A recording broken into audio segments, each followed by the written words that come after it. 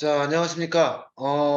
오늘은 여러분들 영상을 봤던 내용을 토대로 해서 이번 주하고 다음 주하고 이어서 오늘 간략하게 관리법하고 관리법에는 이제 성능점검 제도하고 가격투자 산정 제도가 있는데 그 내용에서 학습을 하고 다음 주부터는 학습한 내용을 가지고 문제풀이를 뒤에 있는 책자 뒤에 있는 내용을 한 번씩 풀어드리겠습니다. 그래서 꼭 좀 문제풀이 할 적에는 여러분들 제가 지난번에도 말씀드렸듯이 꼭 그 영상을 한 2번 정도 들어주시기 바랍니다. 잠깐만 채팅 있네요. 아 진짜 저기 뭐야 하단에 먼저 여러분들 책자 뒤에 보게 되면은 자동차 관리법이 있습니다. 12장에 보시게 되면은 12장 한번 열어주시기 바랍니다. 그래서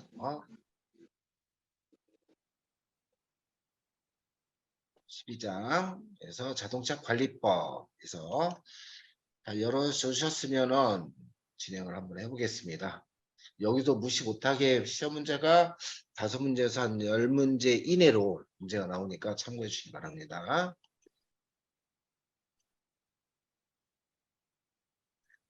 그럼 성능점검 입법 취지에 대해서 한번 밑줄 생각할 수 있는 내용으로 해서 기억을 한번 해주시기 바랍니다. 성능점검 제도는 82호 소식을 발행을 해서 소비자에게 매매업자죠. 매매업자는 소비자에게 의무적으로 고지할 수 있는 하나의 서식 발행입니다. 그래서 뭐 가치 판단에 쓰이거나 아니면은 소비자 보호에 쓰인다 생각하시면 되겠고, 그러한 성능 점검은 어떻게 해요? 요 내용을 한번 기억을 해주시기 바랍니다. 그래서 차의 주요 장비, 주요 부품, 사고에 관련된 내용을 포함하고 있습니다. 그래서 요거 기억해 주시기 바랍니다. 요거 시험 문제 많이 나오니까 참고해 주시고요. 한 장 넘겨 보겠습니다. 넘겨 보게 되면은 매매업자는, 그죠? 매매업자는 매수인에게 꼭 고지해야 될 내용이 있습니다. 이렇게 4가지가 있어요. 첫 번째, 좀 전에 말씀드렸던 성능점검 기록부 서식입니다. 점검한 내용 82호 서식을 얘기하는 거죠. 모두 음소 제가 하겠습니다. 그래서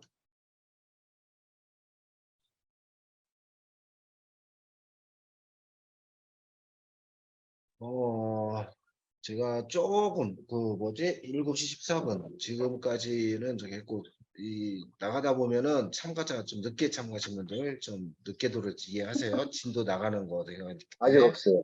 네, 아직 음수거하겠습니다. 그래서 매수인에게 서면으로 고지하는 건데 좀 전에 얘기했던 성능 점검 내용이 됐습니다. 대신 얘는 과일과 같다 생각을 하시면 되겠습니다.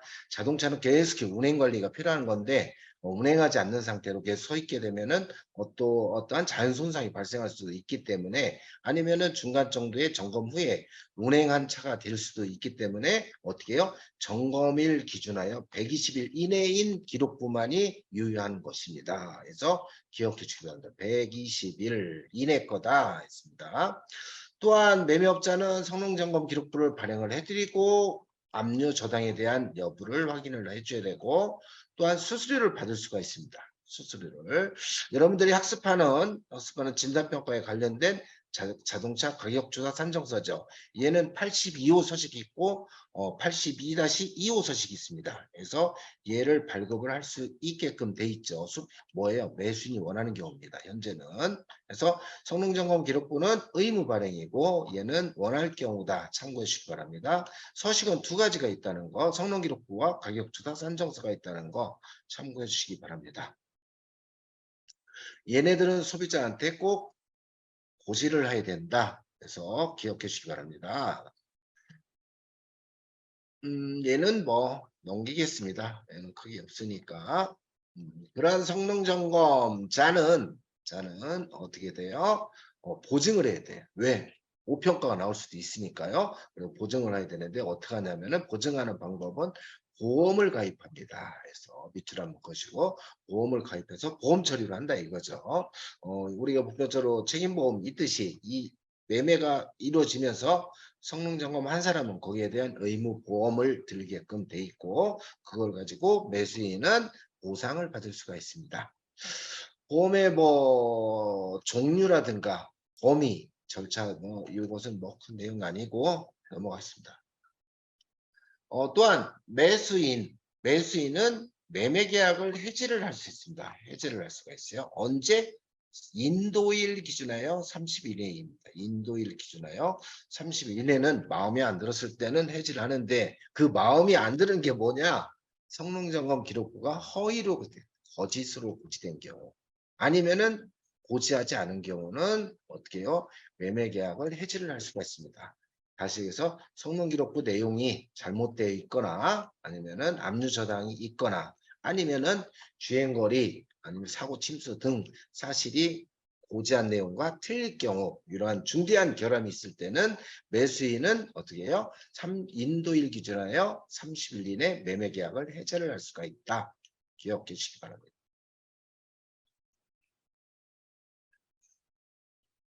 넘겨보겠습니다.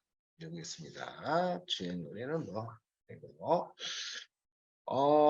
매매업자에 대한 의무적으로 조건이 있는데 이러한 벌칙이 있죠. 이행을 하지 않았을 경우는 어떻게 2년 이하 2천만 원 이하 벌금이 있습니다. 어떠했을 경우 좀 전에 얘기했죠. 성능점검 내용이 제대로 고지가 안 됐을 때는 해제를 하면서도 매매업자는 이러한 벌칙이 있습니다. 2년 이하 2천만 원 이하 별 3개입니다. 기억해 주시기 바랍니다. 시험에 엄청나게 잘 나와요.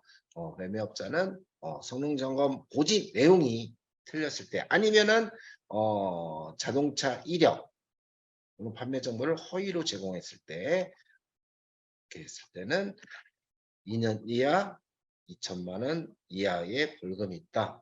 그래서 기억 꼭 좀 해주시기 바랍니다. 시험에 잘 나와요. 성능점검자입니다. 성능점검자는 또한 허위로 발행했을 때는 1년 이하 1천만 원입니다. 1년 이하 2천만 원. 다시 매매업자는 2년 이하 2천만 원. 점검자는 1년 이하 1천만 원이다. 그래서 기억해 주시면 되겠습니다. 뭐 이런 규칙에 관련된 거기 때문에 좀 뭐 딱딱할 수도 있죠. 그래서 책임보험은 어떻게냐 요 내용이 또 있죠. 그래서 보장 범위를 할 수 있다. 어떠한 범위냐 요 범위입니다. 종합상태, 사고, 수리, 이력 등 세부 상태에 대해서 꼭 보장을 하는 거죠. 다시 얘기해서 기록부를 보게 되면 종합상태도 있고 수리 이력도 있고 세부 상태도 있습니다. 다시 얘기해서 얘는 종합상태는 뭐 간접적인 거 용도 이력 아니면 특별 이력, 침수 등등 그러한 내용. 두 번째 교환 수리 이력은 과거에 사고 난 흔적 그리고 세부 상태는 쉐시장치입니다. 쉐시장치에 대해서 고지가 틀렸을 때 하는데 성능기록부의 구조에 대해서 우리 기억을 해두실 필요성은 있죠. 나중에 확인됩니다. 3가지가 있다. 간접 정보, 간접적인 정보, 그 다음에 차체에 대한 정보, 다음에 쉐시에 대한 정보가 있습니다. 그래서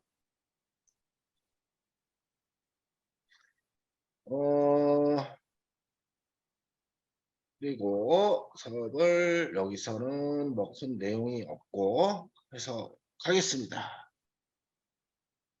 넘어가 보죠. 매매업자는 성능점검 기록부를 고지를 꼭 해야 된다고 했죠. 82호 사실 고지를 하는데 어떻게 해요? 1년간 발급하고 1년간 보관을 해야 돼요. 발급일 기준하여 발급일 기준에서 매수인에게 발급을 하고 어떻게 해요? 1년간 보관을 하고 또한 좀 전에 얘기했던 발급일 기준에요. 120일 이내 거야 된다. 3가지입니다. 그래서 1년간 보관한다. 120일 이내 거야 된다. 그래서 기억을 해주시고 성능점검 시설입니다. 성능점검자는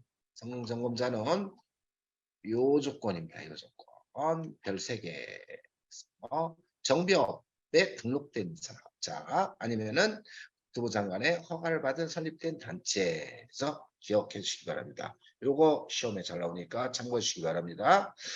밑에 보게 되면 성능점검을 했을 때 좀 전에 보험을 들고 있다고 한다는데 어떻게 해요? 보상을 해줘야 돼. 보상을 매수인한테요. 며칠간 30일 이상 또는 2,000km 이상입니다. 30일 이상, 2,000km 이상 어떻게 해요? 보증을 해야 된다. 별 3개. 얘도 기억을 꼭 해주시기 바랍니다. 그래서 별 3개, 30, 인도일 기준입니다. 인도일 기준하여 차가 출고된 다음에 받은 다음에 30일 또는 2,000km 이상 보상을 해줘야 된다. 그러나 이건 관리법에 속한 내용이죠. 그렇기 때문에 뭐 보편적으로 30일간 의무법적으로 30일까지는 보증서를 발행하고 이렇게 하죠. 이 내용은 뭐 큰 적이 없습니다. 여기서 자동차 이력 판매자 정보. 그래서 온라인에 판매할 경우는 요게 꼭 있어야 되죠. 요게 꼭 등재를 시켜놔야 돼요. 어떻게요? 성능기록부도 등록을 해야 되고 제시번호, 신고는 제시신고, 판매신고, 반환신고가 있습니다. 국토부에 매매업자는 매입을 해서 판매를 하겠다 하고 신고하는 게 제시신고입니다. 두 번째, 판매를 했다 하면서 판매 신고를 할 수가 있고, 세 번째, 반환 신고. 판매를 했는데 이 차가 판매가 안 된다 해서 반환 신고, 제시, 판매, 반환 신고 3가지가 있습니다. 신고는 그래서 판매를 하기 위해서 알겠어? 제시 신고를 받은 번호를 꼭 넣어야 되는 거고, 성능기록부를 기재를 해야 되고, 압류저당을 기재를 해야 되고, 그 주요 재원에 대한 선택을 얘기를 해야 되고, 매매업자에 대한 소속에 대해서 꼭 기재를 해야 된다. 그런 것으로 참고해 주시기 바랍니다. 좀 전에 얘기했지. 이 인도일 기준에요. 30일 이상, 2,000km 이상 기억해 주시기 바랍니다. 매매업자는 이렇게 매매 알선 수수료를 매수인한테 청구를 할 수가 있습니다. 매매 알선 수수료. 그래서 알선하는데 소요되는 실제 비용입니다. 소요되는 실제 비용. 두 번째, 그래서 대행 수수료가 있죠. 이전 대행이죠. 이전 대행, 등록 대행 수수료를 청구할 수가 있다. 실제 비용으로서 관리 비용도 또한 청구할 수 있습니다. 쉽게 얘기해서 주차 비용이죠. 주차 비용. 대신 어떻게 해요? 공영 주차장의 주차요금 초과할 수 없다. 밑줄 한번 기억을 해주십니다. 그래서 공영 주차장 주차 요금은 초과할 수 없다. 이상을 또한 가격 주차 산정 수수료를 어떻게 해요? 청구를 할 수가 있습니다. 그래서 산정이 필요한 실제 비용을 청구할 수가 있다. 그래서 매매업자는 매수인에게 이러한 수수료를 지급할 수가 있다. 알선 수수료, 배행 수수료, 관리 비용, 산정 수수료 이렇게 해서 수수료를 청구할 수 있다. 대신 단 뭐예요? 다 실제 비용이야. 실제 비용이면서도 관리 비용은 어떻게 조건부가 있어요. 공영 주차장의 주차요금을 초과할 수 없다. 이 내용 밑줄 한번 그어놓고 기억해 주시기 바랍니다. 성능점검자입니다. 성능점검자 시설 장비 기준입니다. 얘는 절대적으로 시험 나오니까 기억해 주거든요. 그래서 성능점검자는 어떠한 조건이냐? 쉽게 접근하자고요. 정비기능사 이상의 자격증을 취득하고 3년 이상 실무 경력이 있으면 됩니다. 정비기능사 플러스 실무경력 3년. 그러면 정비기능사 위에 있는 게 산업기사 자격증입니다. 얘는 바로 실시할 수가 있어요. 바로 기능사 플러스 3년 또는 위에 있는 자격증 산업기사가 있을 때는 바로 성능점검자 자격 기준이 된다. 하나 더. 기능사 플러스 진단평가사 있으면은 기능사는 실무 경력 1년으로 줄어듭니다. 그래서 진단평가사 자격증 가지고 있으면은 기능사 실무 경력 1년이 된다. 실무 경력 1년이 되고 기능사만 있으면은 3년이다. 그래서 기억해 주시기 바랍니다. 그래서 요거 꼭 성능점검자 자격기준 다시 그냥 산업기사는 바로 할 수가 있어. 기능사는 3년 실무경이 있어야 돼. 대신 평가사는 기능사 플러스 실무 경력 1년이 된다는 거 참고하시고 시설 장비는 지금까지 시험에 안 나온 적이 없습니다. 시험에 안 나온 적이 없으니까 참고해 주시고 뭐 리프트라든가 진단기, 도막 측정기, 카레이잭 아니면은 청진기도 있다 해서 기억해 주시기 바랍니다. 청진기도 우리가 엔진 소음, 엔진음을 확인할 수가 있죠. 엔진 상태를 확인할 수가 있고 타이어 뭐 딥게이지다. 타이어 압력 게이지가 아니고 딥게이지를 뭐예요?